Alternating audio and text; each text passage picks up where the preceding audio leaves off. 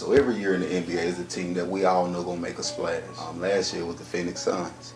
This year could be the Golden State Warriors. Also can be a team like the Miami Heat. The Miami Heat team is loaded with dogs. You got players like Kyle Lowry, Jimmy Butler, Bam Adebayo, PJ Tucker, Victor Oladipo. I mean, you can even say Marquise Morris. They're skilled as well. It's not like they just out there just like can't shoot the ball, like just straight strong and can't do nothing else. Kyle Lowry is skilled. Duncan Robinson is skilled. Jimmy Butler, Marquise Morris. You even can say Bam Adebayo in his own way is skilled.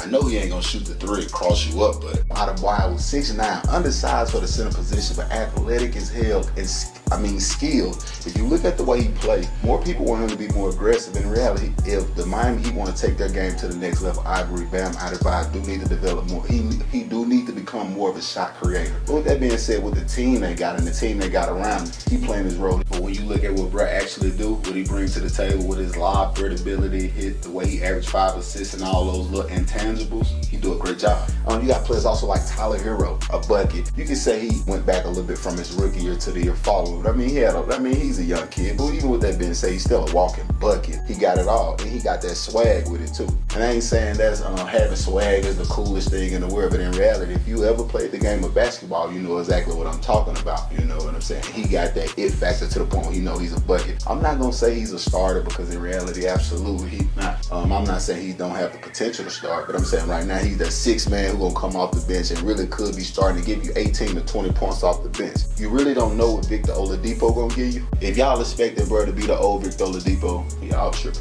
I can see a lineup with him, Kyle Lowry, Jimmy Butler, Marquise Morris, and Bam Adebayo, and them boys just running. They just running.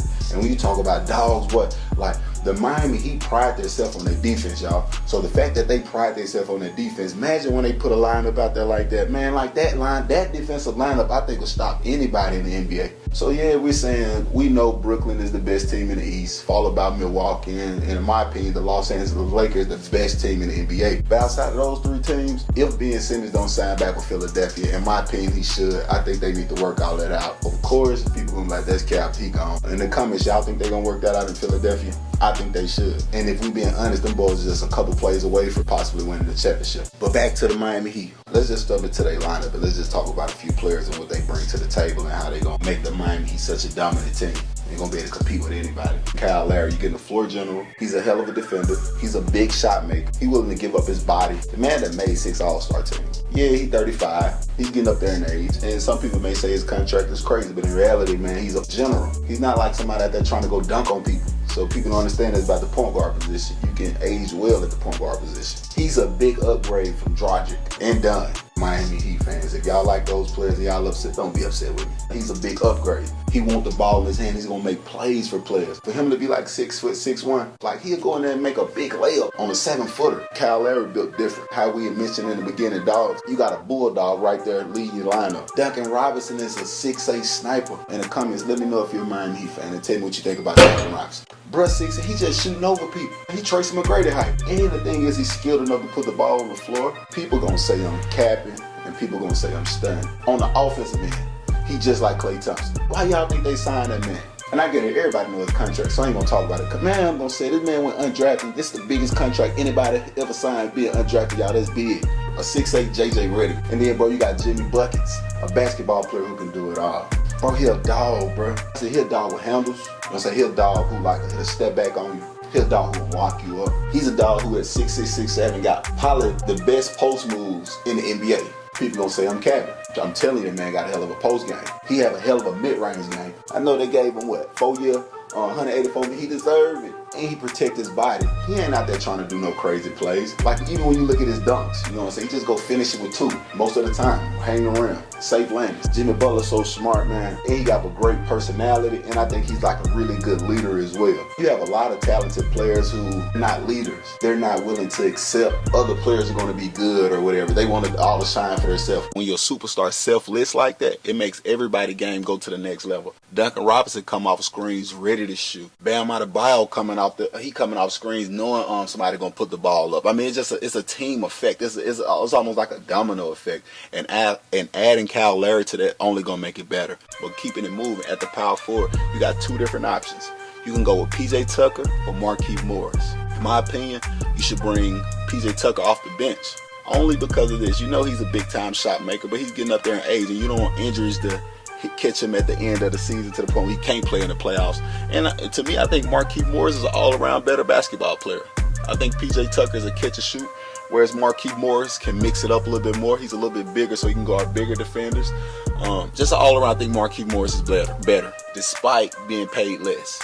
Hey, in the comments, do y'all think the Miami Heat overpaid PJ Tucker 2 year, $15 million? With that being said, let's get to that boy Bam Adebayo. Bam, bam. I know y'all didn't think I forgot about him. Or that man is a monster. People say, yes, he got to develop his game, and I think I mentioned this earlier. Of course, he got to develop his shot-making ability. With the Miami Heat team, he plays that center role perfectly. 5 players out there who, in my opinion, skilled. What makes him special is he's a hell of a lob threat. Pick and roll situation, that's going to be nasty. What gets him in trouble is being 6'9" at times. But on the same token, he's so powerful, he gets away with it because he dunks over people. He can guard 1 through 5. Miami, he switch everything. When your center can guard the other team's point guard, and I ain't talking about just guarding, I'm talking about really getting down in the defensive position and really locking them down. They have the makers of one of the top defenses in the NBA. I'm not gonna say he's a shooter. He can work on his shot. I'm not gonna say he got handles, but he most definitely can handle the ball. He can handle it well enough to keep the defense honest and average 5 assists in the process of doing it. So real quick, man, let's recap the starting lineup. We got Kyle Lowry at the point. We got Duncan Robinson at the shooting guard. We got Jimmy Butler at the small forward. You have either Markieff Morris or PJ Tucker at the power forward. And you have Bam Adebayo. That's the starting lineup I have. And as far as coming off the bench, guys, you'll have Tyler Hero, who clearly going to start off the bench. You got Victor Oladipo, who's going to come in there slashing, making plays, making athletic plays. And you also going to have a young man, Dwayne Dedmon, an average center, nothing special, 7 foot. You get a little veteran experience in Dwayne Dedmon, but I'm not saying he finna just wow you though. I ain't finna lie to you like that, my guy. But also like a couple young players you got Max Strauss, who's a hell of a shooter. He's a 3-point specialist, and then you got the kid Gabe Vincent, who's not really polished on the offensive end. What the Miami Heat like to do, he come in and fit that role well, as far as coming in playing some good, gritty, tough defense. And the last player I want to mention is Umar Yusef, who had a great summer league, but due to the depth, I don't think he's gonna get a lot of minutes.